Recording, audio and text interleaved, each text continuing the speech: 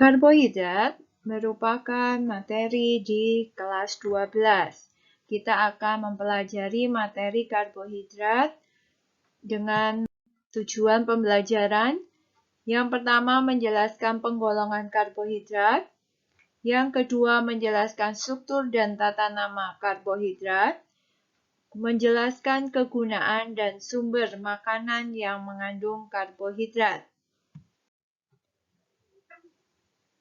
Karbohidrat digolongkan atas 3, yaitu monosakarida, disakarida, dan polisakarida. Untuk monosakarida merupakan rangkaian senyawa yang terdiri atas satu monomer saja. Monomer ini ada berbagai macam sebenarnya. Pada karbohidrat ada golongan triosa, ada golongan tetrosa, ada golongan pentosa, dan golongan heksosa. Untuk kali ini pembahasan khusus hanya pada golongan heksosa, yaitu senyawa yang mengandung 6 karbon.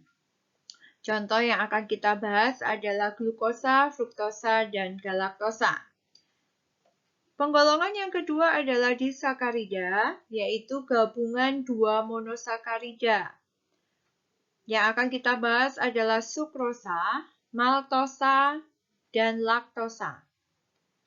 Kemudian gabungan monomer-monomer dari sakarida yang cukup banyak jumlahnya kita sebut dengan polisakarida.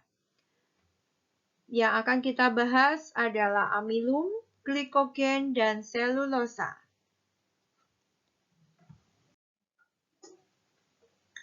Glukosa mempunyai sifat, rumus molekulnya adalah C6H12O6, larut dalam air, mengandung gugus aldehid, bereaksi dengan pereaksi Fehling, Benedict, dan Tollens, rasanya manis, hasil utama fotosintesis.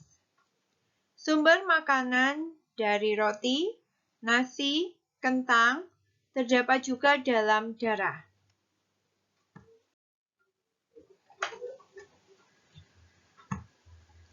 Berikut ini adalah struktur Fischer dari D-glukosa dan L-glukosa. Glukosa terdiri atas rantai karbon sebanyak 6. Di sini adalah rantai karbon terbuka. Itu disebut dengan struktur Fischer. Kita bisa lihat gugus fungsi dari glukosa adalah aldehid, yaitu CHO. Bisa ditunjukkan pada bagian ini.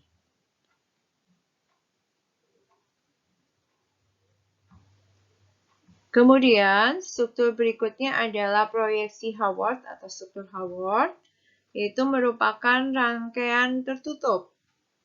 Pada glukosa seperti ini, ada alfa D-glukosa, itu jika OH menghadap ke bawah, dan ada beta-glukosa jika OH menghadap ke atas.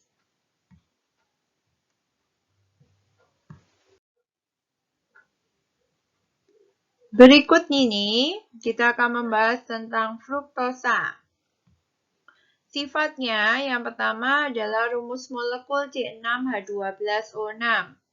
Merupakan kristal putih larut dalam air, mengandung gugus keton, lebih manis dari glukosa, dapat mereduksi Fehling, menghasilkan warna merah bata. Sumber makanannya adalah madu dan buah-buahan. Struktur dari Fischer fruktosa tampak seperti gambar sebelah kiri ini. Kita bisa lihat bahwa gugus keton merupakan penyusun dari fruktosa dengan jumlah C yang sebanyak 6. Kemudian berikutnya sebelah kanan terdapat struktur Haworth. Struktur Haworth di sini struktur tertutup rangkaiannya seperti ini. Berikut ini kita akan mempelajari tentang galaktosa. Sifatnya rumus molekul tetap sama seperti pada glukosa dan fruktosa, yaitu C6H12O6. Sedikit larut dalam air, mengandung gugus aldehid, bereaksi dengan Fehling, Benedict, dan Tollens. Rasanya kurang manis. Sumber makanannya adalah susu dan keju. Berikut ini kita akan mempelajari tentang disakarida, yaitu terdiri atas 2 monosakarida yang monosakarida penyusunnya dihubungkan oleh ikatan COC yang disebut ikatan glikosida. Rumus molekulnya adalah C12H22O11.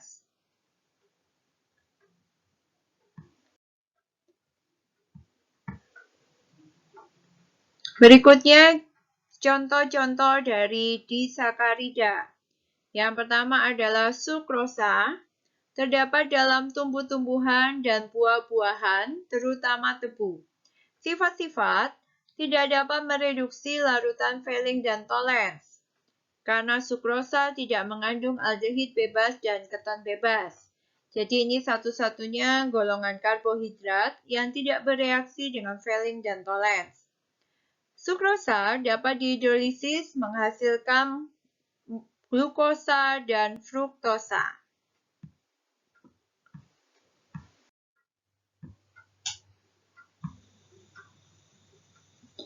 Di sini saya menunjukkan gambar dari sukrosa, yaitu gabungan dari glukosa dan fruktosa yang dihubungkan oleh ikatan glikosida.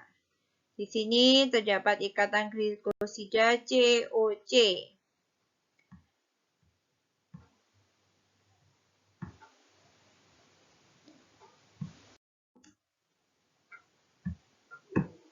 Contoh yang kedua adalah maltosa, diperoleh dari hidrolisis pati dalam suasana asam atau dengan enzim diastase. Sifat-sifatnya adalah dapat mereduksi bereaksi Fehling dan Tollens.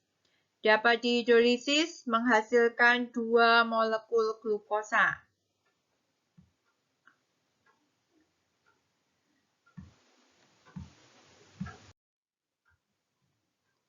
Berikut ini adalah gambar dari maltosa, yaitu 2 molekul glukosa yang bergabung.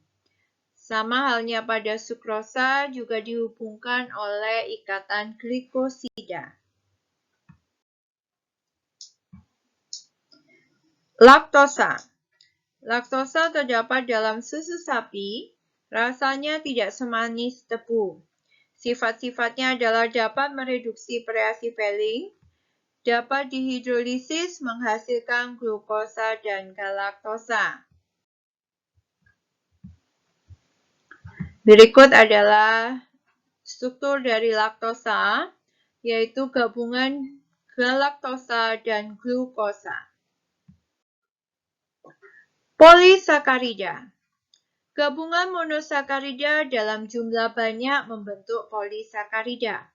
Polisakarida yang penting akan ada 3 yang kita pelajari, yaitu amilum, glikogen, dan selulosa. Amilum atau pati merupakan struktur molekul yang tersusun atas 200-300 molekul glukosa yang dapat membentuk amilosa dan amilopektin. Amilum merupakan penyimpan energi dalam tanaman. Sumber makanan yang mengandung amilum adalah beras, kentang, jagung, umbi-umbian. Adanya amilum dapat diuji dengan iodin. Di sini akan membentuk warna biru tua, agak kehitaman.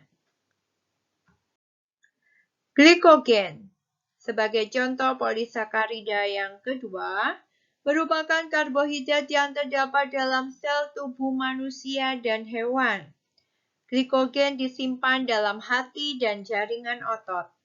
Tersusun atas unit-unit glukosa dengan massa molekul yang besar. Selulosa tersusun atas molekul-molekul glukosa, terutama beta-glukosa yang sangat sukar dihidrolisis dalam tubuh manusia dan hewan.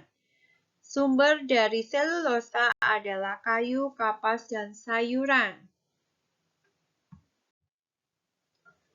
Berikut kita akan mempelajari uji karbohidrat. Untuk menguji adanya karbohidrat, kita dapat memakai beberapa reaksi atau reagen. Identifikasi adanya gugus aldehid dan keton dapat digunakan beberapa reagen atau pereaksi. Yang pertama adalah dengan pereaksi Fehling.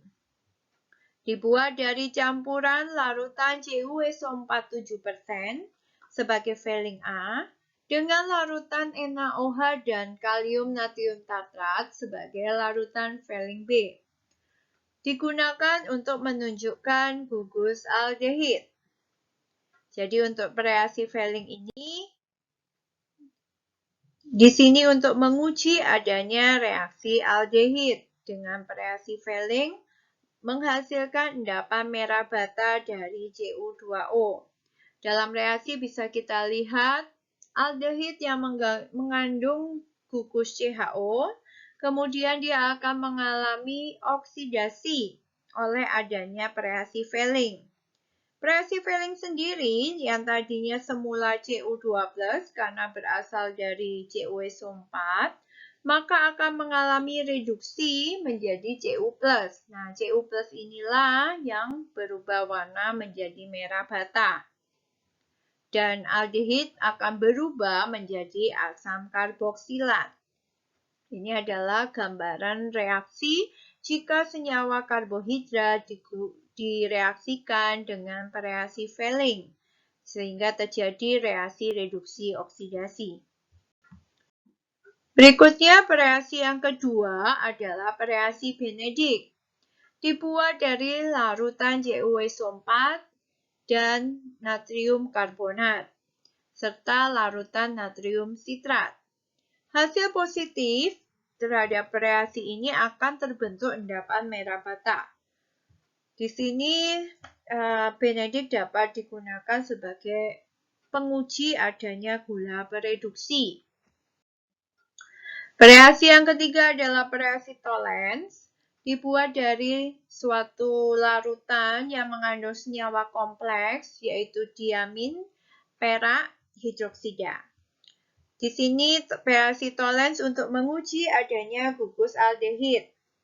Reaksi aldehid dengan reaksi Tollens dapat ditulis seperti ini, di mana sama seperti pada Fehling, yang terjadi adalah reaksi redoks juga, di mana aldehid akan mengalami oksidasi menjadi asam karboksilat dan perak yang tadinya bermuatan positif akan mengendap membentuk cermin perak.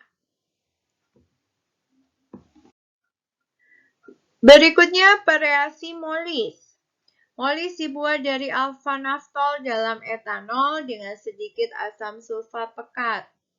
Tes positif dengan Molis akan memberikan warna ungu.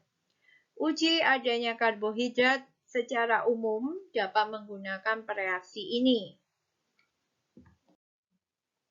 Reaksi yang terakhir yang kita bahas adalah pereaksi Seliwanov, dibuat dari campuran 1,3 dihidroksibenzena atau resosinol dengan HCl encer. Tes positif menggunakan Seliwanov adalah jika ada warna merah. Seliwanov digunakan untuk menguji adanya fruktosa. Nah, berikut ini ada 5 soal yang merupakan latihan untuk kita menguji pemahaman kita tentang materi karbohidrat. Silakan untuk dikerjakan. Demikian rangkaian materi karbohidrat. Semoga bermanfaat.